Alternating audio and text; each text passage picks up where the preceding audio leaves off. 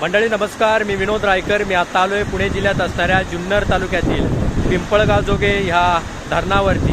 आता धरण पूर्ण क्षमतेने भरलेलं आहे आणि या धरणाला 5 दरवाजे आहेत. या 5ही दरवाजांमधून आता पाणी चालू आहे.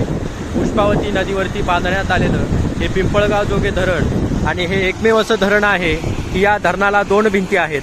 आत्ता जी भिंत आहे ती पूर्वेकडची आहे आणि खिरेश्वर या गावामध्ये पश्चिमेकडची भिंत आहे. आपण पाहताय फार सुंदर असं हे दृश्य आहे. जुन्नर तालुक्यामध्ये 5 धरणं आहेत. वडदचं धरण आहे, चिलेवाडी पाचघर धरण आहे, त्यानंतर एडगावचं धरण आहे, माणिकडो धरण आहे आणि हे 5वं धरण म्हणजे पिंपळगाव जोगे धरण. आता आपण पाहतोय या धरणातून पाणी सोडलेलं आहे आणि पाणी सोडल्यानंतर या धरणाचं असणारं हे सुंदर दृश्य या ठिकाणी आता आपण पाहतोय.